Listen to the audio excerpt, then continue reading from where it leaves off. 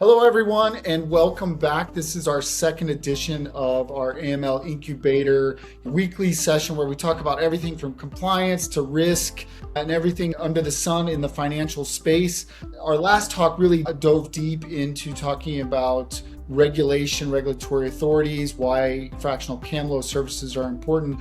But this week, we wanted to talk about an interesting topic that I don't think most people are looking at, and you probably only see in horror stories in the news or maybe even some documentary. And this is a really cool case that I personally know very little about. I'm super excited to talk to Greg. He's a senior compliance officer at AML Incubator. He's going to talk to us today about his passion. And we, of course, are joined by our Chief Business Development Officer, Haik, who is also extremely interested. He introduced Greg's passion to me, and I said, we've got to talk about it. So, Haik, whatever you got to add, I know you're interested in the topic too, and then we can hear what Greg has to say. Yeah, most definitely. And thanks again. I'm really excited about this one and the next vlogs that we're going to have. This is kind of really cool. I haven't done this in a while.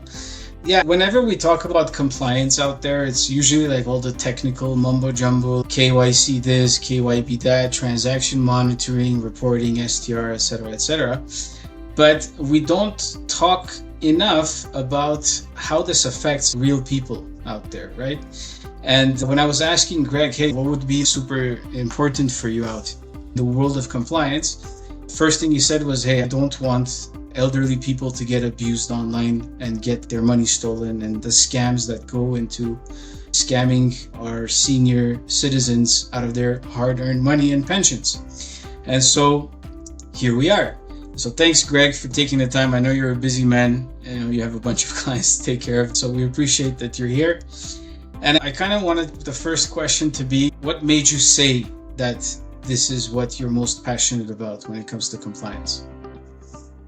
Yeah, thanks, Haik and David, for bringing this topic up and asking about it. The reason it came up was I know of family friends and friends of friends in my general network that have been subject to these kind of either successful or attempted scams that are totally preventable. So it's a particular interest of mine.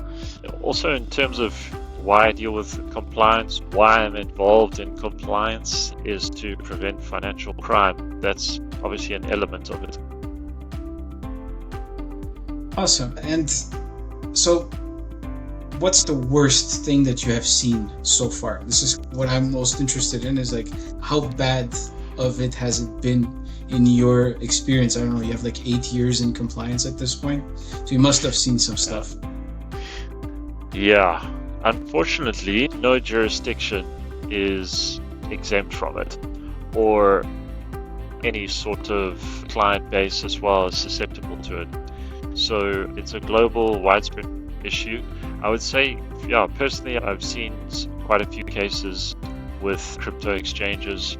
These could involve funds that are managed by alleged financial planners and advisors that promise ridiculous returns specifically to pensioners, and they coach them and advise them to invest their pension or part of their pension funds into these investment schemes.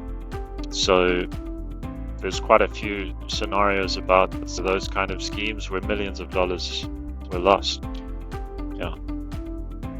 So, Greg, we hear these horror stories a lot, right? And honestly, I think most people don't think about the connection between these things and compliance. So as a compliance officer yourself, how do you see the connection? You mentioned earlier, these are easily avoidable. I think obviously awareness and responsibility is one side, but as a compliance officer, how do you see these kind of things? What do you do? How do we stop them? I know it's a loaded question, but one of the things I always think about is, yeah, okay, we can educate these people, but it's still going to happen. So from a compliance standpoint, what do we do, if anything, to stop this? There's a number of things we can do, and this covers quite a large amount of ground in terms of how this is implemented. First of all, it comes from a culture of compliance that's important at firms, and at AML, we strongly advocate for that. The culture of compliance starts from the top and goes all the way through the firm. Rather than just having a nice looking policy with nice formatting and logos and so on, what's important is that it's actually implemented into the firm's practices. One of the great things about Canada and the regulatory bodies there is that they do specifically provide guidance on directives on how to treat elderly clients. So that's a very good thing. Yeah, that's interesting. Well, Just one other question to Haik before you ask your question, and maybe this is going to lead down a rabbit hole. But you mentioned firms are in their compliance and their rule books, per se, or their compliance regulations. Are we seeing regulated firms being part of these scams? And I think that's probably the most interesting question, because we typically think, oh, it's probably somewhere off in the middle of nowhere, some random dude or gal ripping someone off. But are regulated firms a conduit for this activity? Complicit. Or a conduit, or both? Sure. I wouldn't necessarily use the word complicit in these sort of operations.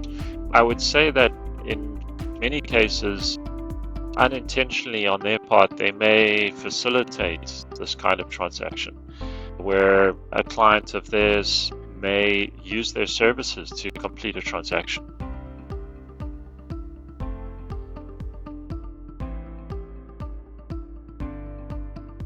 So, Greg, I think obviously a very interesting topic, something that most people only think about it from the horror stories. They probably think about it from law enforcement perspective. Very rarely do I think the entire public, or even the compliance sector in general, think of it as a responsibility for compliance and responsibility for firms, right? And we mentioned earlier, it's not an issue of firms actively participating or a platform being complicit or anything like that. It's really more about unknowingly becoming a conduit for this type of activity.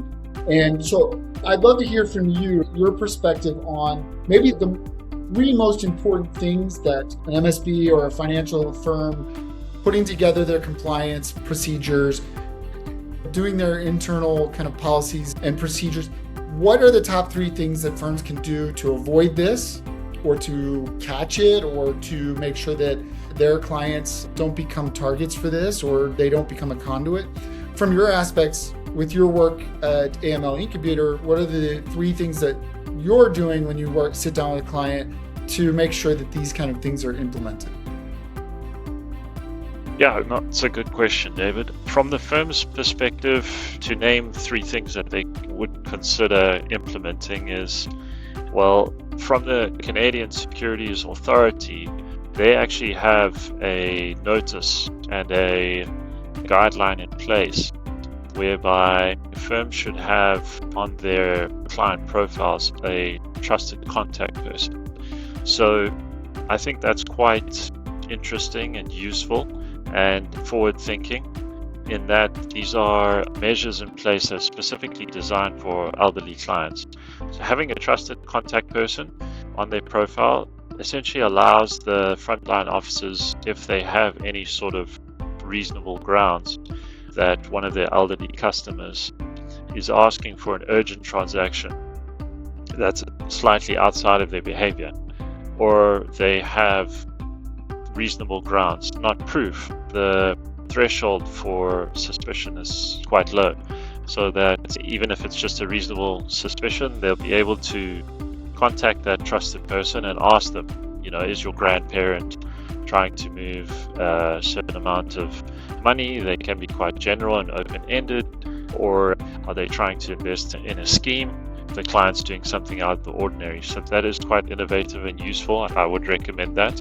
And then training staff on understanding how to spot unusual behavior. If there isn't a specific age for an elderly client, each firm will determine that for themselves. But if a client had been sending a gift to a grandchild on a monthly, quarterly basis, and then suddenly their transaction behavior changes drastically, and they're sending a much larger amount than usual to another jurisdiction, that's a definite red flag. definitely something to consider. And then to have an escalation process in place where they simply delay a transaction if there is a suspicion, because even that slight delay could potentially save that client from being subject to a scam. Although it may inconvenience the client slightly, that sudden pause and delay can really help in a scamming scenario. So yeah, a few things to consider.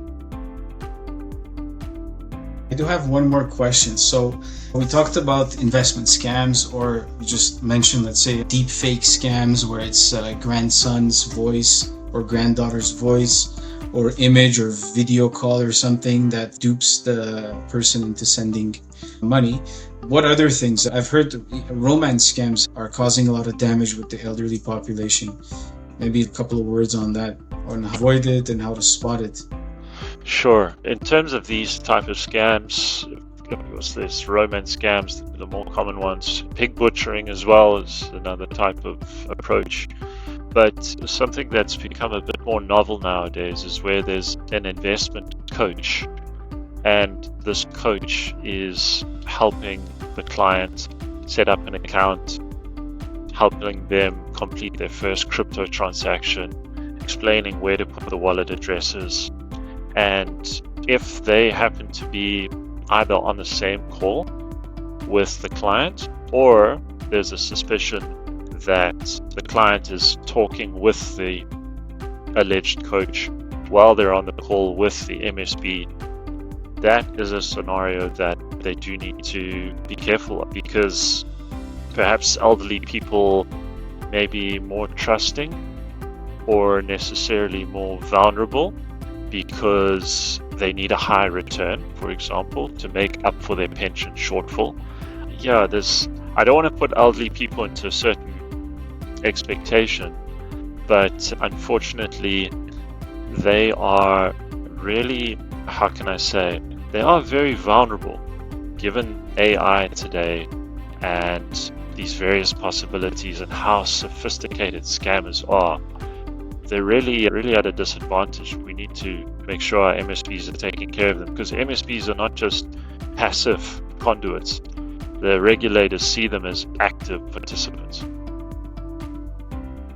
So this is great. And I think going back to your point on kind of the three things they can do, an MSB can do, I think it really clarifies, and I didn't know all of these things were available, but I think not all firms are doing this, and it makes sense to have that pause period where before you okay a transaction, you can check on it and make sure that it's legit. And we're talking about, it doesn't need to be hours. It can be something that is a quick phone call to that person that's on their list of a trusted person, right? And I think in a lot of these scams that we're talking about, even when they're being walked through the process by a scammer, if you're seeing it on the other end, whether you're on the call with them or whether you're seeing it come through as a trade, you can have that pause period where you say, I'm sorry, we need to check on this and make sure that it's legitimate. And I think these are protective measures that make sense, not only for the elderly, but a lot of people it makes sense. But I think it definitely makes sense for vulnerable category of people.